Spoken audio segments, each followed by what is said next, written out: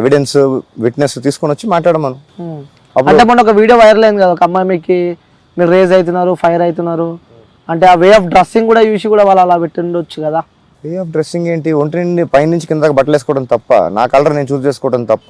అంటే బయట తిరిగేటప్పుడు కొన్ని పర్టికులర్ రెస్ట్రిక్షన్స్ అంటూ కొన్ని ఉంటాయి, so way of dressing style కూడా కొన్ని ఉంటాయి. ఇది ఇల్లీగల్, అంటే మీరు ఇష్టం వచ్చినట్టు తిరిగితే ఇది ఇల్లీగల్, ఇంతవరకే బట్టలు వేసుకోవాలి. మనకి అట్లాంటి డ్రెస్ కోడ్ ఏం లేదు. కాన్స్టిట్యూషన్ ఆఫ్ ఇండియాలో డ్రెస్ కోడ్ లేదు. గుళ్ళల్లోకి వెళ్ళాలంటే ఒకలాంటి డ్రెస్ ప్యాటర్న్, దానికి ఒక డ్రెస్ కోడ్ ఉంటుంది. పబ్బుల్లోకి పార్టీల్లోకి వెళ్ళాలంటే డ్రెస్ కోడ్ ఉంటుంది. సమాజంలో తిరగడానికి డ్రెస్ కోడ్ లేదు తమ్ముడు. అలాగంటే వాడిని అరెస్ట్ చేయాలి. సగం సగం బట్టలు వేసుకొని ప్రపంచాన్ని మోసం చేసిన కళ్ళజోడు పెట్టుకున్నాడు వాడిని ఫస్ట్ అరెస్ట్ చేసి ఉండాల్సింది. ప్రపంచం మొత్తానికి ఏం చూపించాడు? ఈ క్వశ్చన్ వాడి దగ్గర నుంచి స్టార్ట్ చేయాల్సింది. ఓకే, సో ఎలా తిరగొచ్చు అంటారు మీరు? అరే వాడు చూపించాడు కదా, ఒక ధోతి వేసుకొని ఒళ్ళంతా చూపించి పబ్లిక్ లో పెద్ద పెద్ద మీటింగ్లు, పుస్తకాల్లో, చరిత్రలో మిగిలిపోయాడు కదా. పేరు ఎవరో చెప్పండి. నీకు తెలీదా? నాకు తెలియదు. మోహన్ దాస్ కరమ్చంద్ గాంధీ. మహాత్మా గాంధీ ఎవడు మహాత్మా? ఎవడిచ్చాడు మహాత్మా? మహాత్మా గాంధీని స్వాతంత్రం తెచ్చిన గాంధీని కూడా తిడుతున్నారు మీరు. స్వాతంత్రం తెచ్చాడా? ఎవరి దగ్గర నుంచి? నీ స్వాతంత్రం బ్రిటిష్ దగ్గర నుంచి తెచ్చుకున్నారా? స్వాతంత్రం ఇచ్చింది ఆయననే అంట కదా మరి. అంటా మరి అంటున్నావు, నువ్వు క్లారిటీగా చెప్పు. స్వాతంత్రం తెచ్చిందే మహాత్మా గాంధీ. స్వతంత్రం తెచ్చింది మహాత్మా గాంధీ కదా. ఎవరు చెప్పారు? చదువుతలే, బుక్కులు చూస్తలే మేము. చిన్నప్పుడు నేను కూడా చదువుకున్నా, నేను కూడా నిజమే అనుకున్నా. వెళ్ళి ఒక్కసారి హిస్టరీ వెరిఫై చేయి. చేసావా మీరు history? We are not in a position to run our country, please stay back, teachers and then go. Mohandas Karamchand Gandhi statement, verify it. British దగ్గరికి వెళ్ళి మాకు పరిపాలించడం చేత కాదు, మీరు ఇక్కడే ఉండి మాకు నేర్పించి వెళ్ళండి అన్నోడు మహాత్మా. ఎవరిచ్చాడు మహాత్మా టైటిల్ తెలుసా నీకు కనీసం? బ్రిటిష్. ఓకే, బ్రిటిష్ ఆర్మీలో 4 సంవత్సరాలు సోల్జర్ గా పనిచేశాడు తెలుసా? వెరిఫై చేయి. మోహన్ దాస్ కరమ్చంద్ గాంధీ బ్రిటిష్ సోల్జర్ అని కొట్టు, నీకు ఫోటోలు కూడా వస్తాయి. స్టడీ స్టాండర్డ్ టీస్ లో నుంచొని ఉంటాడు, అటెన్షన్ లో నుంచొని ఉంటాడు మీ మహాత్మా గాంధీ. చూడు. ఎవరు ఇష్టం మీకు ఫ్రీడమ్ ఫైటర్ లా? ఫ్రీడమ్ ఫైటర్ అంటున్నావు, మళ్ళీ మహాత్మా గాంధీ పేరు చెప్తాను. ఫ్రీడమ్ ఫైటర్స్ ఎవరు ఇష్టం అని చెప్పి అడుగుతున్నా మీకు. సుభాష్ చంద్రబోస్. సో ఎందుకు? ఆయన ఏం చేశాడు నీకు తెలియదు, నాకు తెలుసు. అది చెప్పు కదా, మీకు ఏం తెలుసు అంటున్నాను నేను. సో ఇష్టం అంటున్నా, చెప్పు ఏం చేసిన ఆయన. నీకు సుభాష్ చంద్రబోస్ గురించి కూడా తెలియదు అంటే? సో తెలియదని చెప్పి నేను మీకు చెప్పలే కదా బ్రో. నీకు తెలిసి మీకు ఇష్టం అని చెప్తున్నారు కాబట్టి చెప్పు అని అడుగుతున్నాను. ఆయన చేసిన పనులు నాకు తెలుసు, ఆ పనుల పైన ఇంకా రెస్పెక్ట్ ఉంది. Grand salute Subhash Chandrabose. Okay, so ఇంకోటి బ్రిటిష్ ప్రైమ్ మినిస్టర్. అడిగావు క్వశ్చన్, అడిగావు ఆన్సర్. చెప్పండి. అది కొంచెం సిగరెట్ కొంచెం పక్కన పెడితే బాగుంటుంది బ్రో. అవునా? ఓ పంచా. అరే ఆల్రెడీ పెట్టేసిన తర్వాత క్వశ్చన్ అడిగావు, మళ్ళీ ఇంకోసారి స్మెల్ వస్తుందని చెప్పి పక్కన పెట్టని అడిగినాను, మళ్ళీ కావాలని చెప్పినందుకు పెట్టలా. నువ్వు టాపిక్ సుభాష్ చంద్రబోస్ అన్నావు కాబట్టి పక్కన పెట్టా. ఓ సూపర్.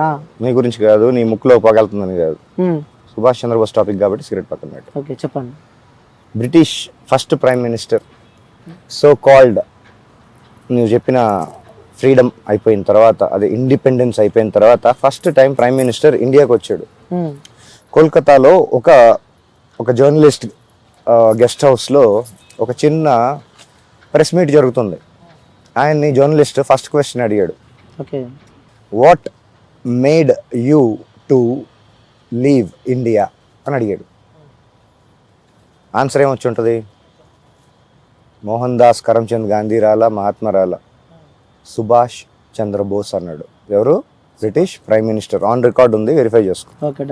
సెకండ్ క్వశ్చన్ అడిగాడు, what is the contribution of mister Mohan Das Karamchand Gandhi and what is his impact for you to leave India అని సెకండ్ క్వశ్చన్ అడిగాడు. ఏదో మెక్సికన్ క్యూబన్ సిగార్ అనుకుంటా, నేను చదివిన ఆర్టికల్, నా రీసెర్చ్ మెటీరియల్లో తెలిసింది. సిగార్ నోట్లో నుంచి బయటికి తీసి మినిమల్ అన్నాడు. మినిమల్. ఓకే, ఒకసారి వెరిఫై చేసుకోండి. Mohandas Karamchand Gandhi space minimal అని కొడితే నీకు నేను చెప్పిన ఆర్టికల్ క్లియర్ గా విత్ స్టాటిస్టిక్స్ వస్తాయి. ఇంకో question, why did you leave India అన్న సుభాష్ చంద్రబోస్ దగ్గర నుంచి ఎక్స్టెన్షన్ కూడా చెప్పాడు. ఆన్ రికార్డ్ మొత్తం, ఇంటర్వ్యూ మొత్తం documented. Prime minister of British first time ఇండియాకి వచ్చినప్పుడు with date, place, location, total interview documented. అది చదివిన తర్వాత అప్పుడు నువ్వు ఇట్లాంటి క్వశ్చన్స్ అడగవు. దాని తర్వాత కొంచెం రీసెర్చ్ చేస్తే మీ మోహన్ దాస్ కరమ్చంద్ గాంధీ ఫ్రీడమ్ ఫైట్కి చేసింది ఏమీ లేదు. ఆయన స్టార్ట్ చేసిన ప్రతి మూమెంట్ ఒక్కటి కూడా ఫినిష్ చేయలేదు. ఓకే. ఒకటి పేరు చెప్పు, ఆయన స్టార్ట్ చేసిన ఫ్రీడమ్ ఫైట్ మూమెంట్ ఒక పేరు ఒకటి చెప్పు.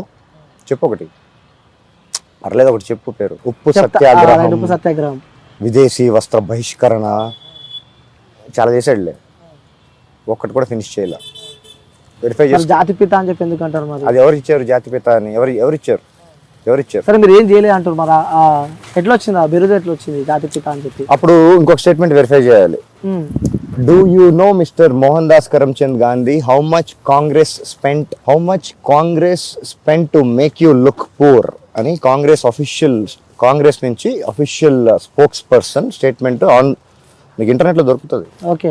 మేము ఎన్ని కోట్లు ఖర్చు పెట్టి నువ్వు పేదవాడిగా చూపిస్తున్నామో తెలుసా అని అర్థం. వెరిఫై చేసుకో. ఓకే. ప్రపంచంలో ఏ పొలిటికల్ పార్టీ ఒక మనిషి చరిత్రని వైట్ వాష్ చేయడానికి సినిమా అయితే తీలా.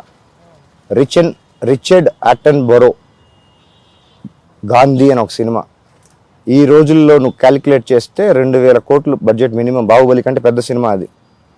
గాంధీ అని ఆస్కార్ కూడా వచ్చింది దానికి. Produced by Indira Gandhi as a prime minister. Indira Gandhi పక్కనే 100 సినిమాలు తీసిన మ్యాటర్ కాదు. ప్రైమ్ మినిస్టర్ పోస్ట్లో కూర్చొని గాంధీ అని సినిమా తీసి ప్రపంచానికి ఇలా చూపించండి అని ఫండ్ చేసిన ఏకైక ప్రైమ్ మినిస్టర్, ఏకైక politician in entire world to produce a film. Sonia Gandhi గారు. గాంధీ సినిమా అనేది ఇందిరాగాంధీ. సోనియా గాంధీ ఎవరు? సోనియా గాంధీ ఆవిడ పేరు యాంటోనీ మియాన్ పాస్పోర్ట్ లో. సోనియా గాంధీ ఎట్లయితుంది? గాంధీ ఇందిరాగాంధీ. అవును, ఇందిరాగాంధీ. ఎలా అయింది గాంధీ? ఇందిరాగాంధీ ఫాదర్ పేరేంటి? జవహర్ లాల్ గాంధీ కుటుంబమా? ఇందిరాగాంధీకి గాంధీ GHAN కి సంబంధం ఏంటి నాకు చెప్పు. సో మీరు చెప్పండి, మీకు తెలిసి ఉంటుంది కదా. సో అందరూ వారసత్వం అంటారు కదా, అది ఎక్కడి నుంచి వచ్చింది వారసత్వం? ఇందిరాగాంధీకి గాంధీ అనే సర్నేమ్ ఎలా వచ్చింది? సోనియా గాంధీ అంటారు మళ్ళా. రాహుల్ గాంధీ. ఓ, నీ చరిత్ర చాలా స్ట్రాంగ్ ఉంది బ్రో. చాలా స్ట్రాంగ్ ఉంది అంటారు. Indira Priyadarshini full name. అవును. సర్నేమ్ ఏముంటది? జవహర్ లాల్ నెహ్రూ కాబట్టి ఆయన అది సోకాల్ పెళ్లి కాకముందు ఇందిరా ప్రియదర్శిని నెహ్రూ అని ఉంటది. పెళ్ళైన తర్వాత ఎవరిని పెళ్లి చేసుకుంది? Feroze Khan Gandhi. Not GHANDHI, it's Gandhi. Spelling ఒకసారి వెరిఫై చేసుకోండి. ఇప్పుడు ఇందిరా గాంధీకి పుట్టిన కొడుకు పేరు ఏమై ఉండాలి? రాజీవ్ గాంధీ కదా అయి ఉండాలి. గాంధీ ఎలాగైంది? రాజీవ్ గాంధీకి సరే పెళ్లి చేసుకుంది అంటే అక్కడ గాంధీ ఉండాల్సింది. గాంధీ ఎలా అయింది? పెళ్ళాం కూడా, వైఫ్ కూడా సోనియా గాంధీ. సోనియా అంటే పేరు మార్చుకోవచ్చు, తప్పలేదు. గాంధీ ఎలా అయింది? గాంధీ కదా అవ్వాలి. కొడుకు రాహుల్ గాంధీ, ప్రియాంక గాంధీ ఎలా అయ్యారు? పెళ్లి చేసుకుంది ఎవరో వాద్రాన్ కదా, మళ్ళీ గాంధీ ఎలా అయింది? ఓహో, ఇప్పుడు సర్నేమ్ బై చాయిస్ని కావాలంటే మెటర్నల్ పెట్టుకోవచ్చు అని చెప్పి సుప్రీంకోర్టు ఇచ్చిన. ఓకే, అది కూడా అనుకున్నా. అయినా కానీ GHANDHI గాంధీకి GANDY ఏదో ఉంటుంది, GANDY గాంధీకి అంత స్పెల్లింగ్ మిస్టేక్లు వస్తాయా? చరిత్ర మొత్తం స్పెల్లింగ్ మిస్టేక్లే. 75 సంవత్సరాలు వాళ్ళు చేసింది ఇదే. GHANDHI నోటు మీద, కలర్ నోటు మీదకి తీసుకొచ్చి సినిమాలు తీసేసి సీట్ పోతుందంటే ఎమర్జెన్సీ డిక్లేర్ చేసిన ఏకైక ప్రైమ్ మినిస్టర్ ప్రపంచం మొత్తంలో. Iron lady. ఓకే. సో అన్న, ఇప్పుడు అది పక్కన పెట్టి మీ విషయానికి వస్తే, నువ్వు ఒక క్వశ్చన్ అడిగినప్పుడు ఆన్సర్ వినాలి.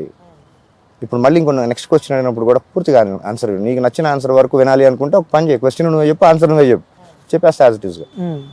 అంటే చెప్పారు కదా మీరు, ఎన్ని వచ్చిన తర్వాత ఇంకో క్వశ్చన్కి తీసుకొని వస్తున్నాను.